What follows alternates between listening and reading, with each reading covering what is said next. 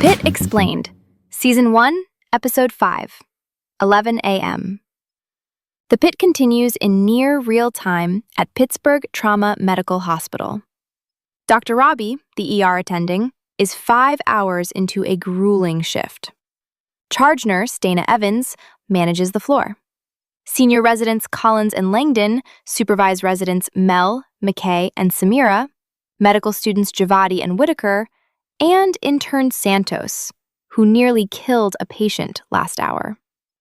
This episode brings ethical lines crossed for a teenager's abortion, a struggling mother driven away by good intentions, and a rare airway technique learned from a dead mentor.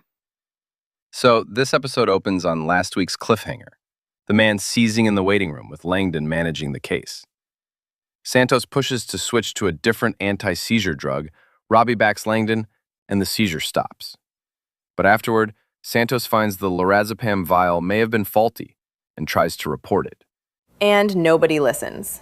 After nearly killing a patient last episode by acting without authorization, Santos has zero credibility, even when she might be right about the vial. She asks the nurse whether to escalate over Langdon's head, but decides against it.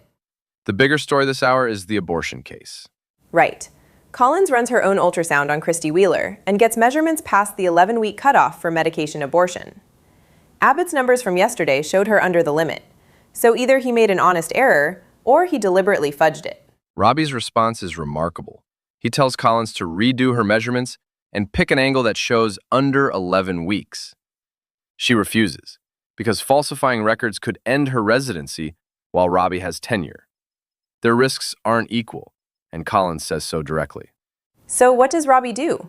Takes the case himself, erases Collins' chart entries, does his own ultrasound, records 10 weeks and 6 days, 1 day under the cutoff.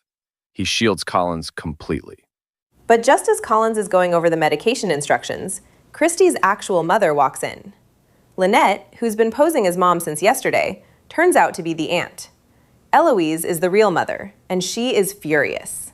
Kristi's a minor, needs parental consent. Eloise refuses. Robby falsified medical records and took on serious legal risk to protect this girl's right to choose. Eloise's arrival made the whole thing count for nothing, and those falsified records are still in the system. Meanwhile, McKay reconnects with Sherry Davis, the struggling mom from episode 1 who burned her hand on a sterno can. McKay shares her own history. Addict, lost custody of her son, 9 years sober, ankle monitor coming off next week. She tells Sherry that not everyone has it all figured out. And Sherry responds. She breaks down, admits she's struggling, feels like a terrible mother, wonders if her kids would be better off without her. Real trust, built through McKay being willing to show her own wounds first. Then Javadi destroys it. She refers Sherry to the hospital social worker without asking, just walks in listing available services. Sherry's humiliated and leaves. McKay scolds Javadi. You didn't ask what she needed, you told her what to do. That's twice now Sherry's slipped through the cracks. The medical crisis this hour is Travis Johnson, a 17-year-old bleeding 10 days after a tonsillectomy. Robby stabilizes him with a clotting agent, but the bleeder reopens, blood everywhere, and head and neck surgery refuses to come down because the original operation was at another hospital. And the system just lets that happen? Garcia wants to cut the kid's neck open surgically. Robby and Langdon try a retrograde intubation instead. Needle through the cricothyroid membrane, guide wire threaded up through the mouth, breathing tube slid over the wire. They pull it off just as his oxygen drops into the mid-80s. Robby calls it an Adamson special, his late mentor's technique, still saving lives through Robby's hands. Afterward, he tells Langdon he's already written him a recommendation for a prestigious emergency medicine teaching fellowship. The mentorship chain keeps going. There's a quiet caregiver thread, too. Mel treats Ginger Kitajima, an elderly woman with schizophrenia whose daughter Rita is her sole caregiver. Rita's exhausted, hasn't slept through the night in months. Mel tells her to take a break and move her car, and Rita drives off and doesn't come back. Mel understands. She just placed her own sister in a care facility.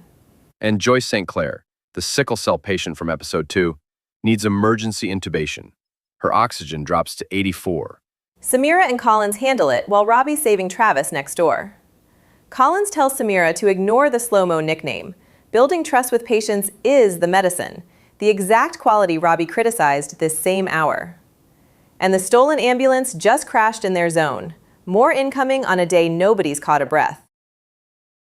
Robby's falsified records are still in the system. Rita drove away and left her mother behind. The stolen ambulance just crashed in their zone.